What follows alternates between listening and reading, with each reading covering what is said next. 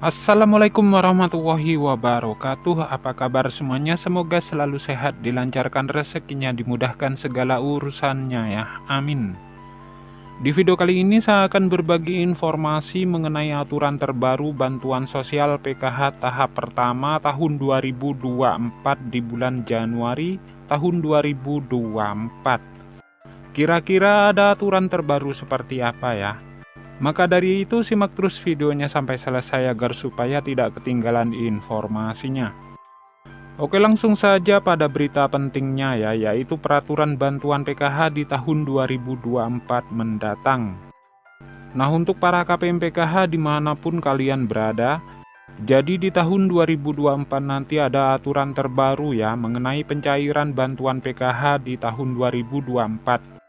Di mana untuk pencairan bantuan PKH di tahun 2024 itu masih sama ya. Ada yang melalui kartu KKS, ada juga yang melalui kantor pos Indonesia. Dan nominalnya pun bisa berbeda-beda ya, tergantung komponen yang dimiliki.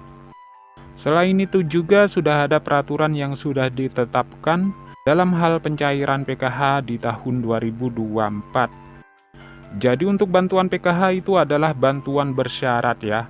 Jadi harus memiliki komponen PKH seperti anak balita, anak SD, anak SMP, dan anak SMA.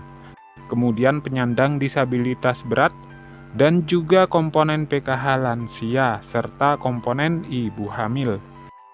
Nah, itu adalah komponen PKH ya. Jadi bukan hanya anak balita atau anak sekolah saja, tetapi ibu hamil pun sama masuk kategori komponen PKH.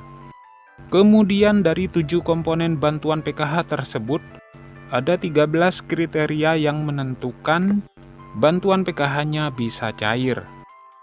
Jadi yang pertama peraturannya itu adalah kalian harus terdaftar di dalam DTKS. Jadi mulai dari anak balita, SD, ibu hamil, kemudian anak SMP dan SMA, penyandang disabilitas berat dan lansia, harus masuk di dalam DTKS dan aktif sebagai penerima bantuan PKH ya. Kemudian peraturan yang kedua, di dalam keluarga maksimal hanya 4 komponen saja yang bisa masuk ke dalam pencairan bantuan PKH. Jadi maksimalnya itu adalah 4 komponen. Kemudian peraturan yang ketiga, prioritas bantuan PKH yang memiliki komponen datanya itu harus aktif dan padan antara di DTKS dengan Dukcapil. Nah, itu adalah yang harus dipatuhi ya. Karena bansos itu datanya harus padan dan valid. Jadi tidak boleh ada perbedaan. Kemudian peraturan yang kelima, jika kalian terdaftar sebagai penerima bantuan PKH anak sekolah, baik itu SD, SMP maupun SMA, datanya harus terdaftar di aplikasi Dapodik sekolah masing-masing. Dan datanya padan dengan DTKS.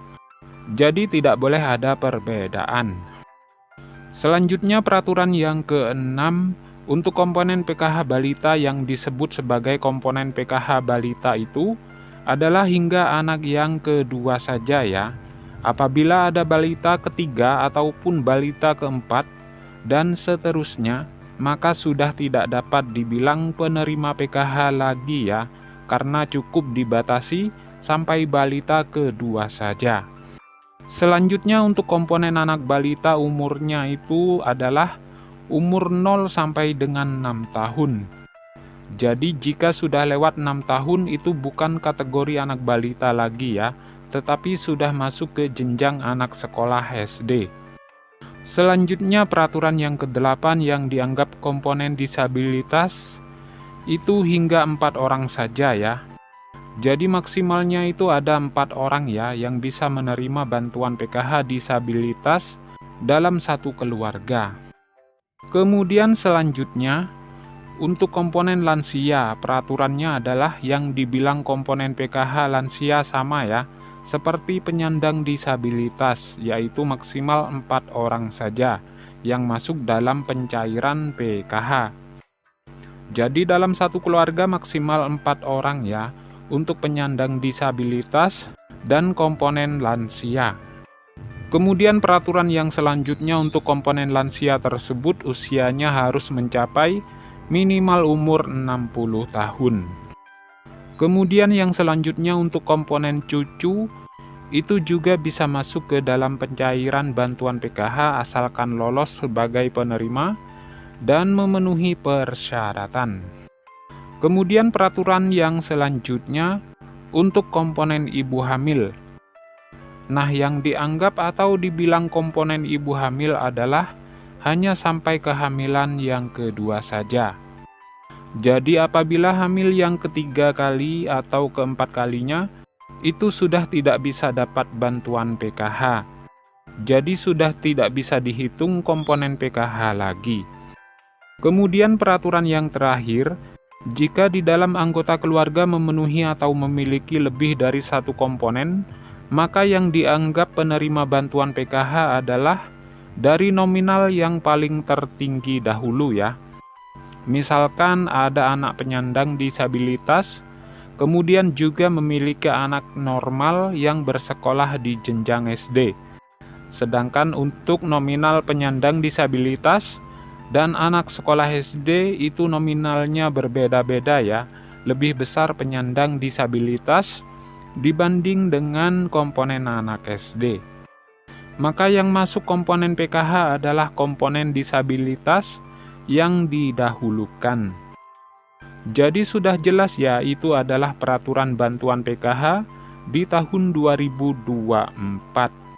Nah, sekian dulu, semoga video ini bermanfaat. Sampai bertemu di informasi selanjutnya. Assalamualaikum warahmatullahi wabarakatuh.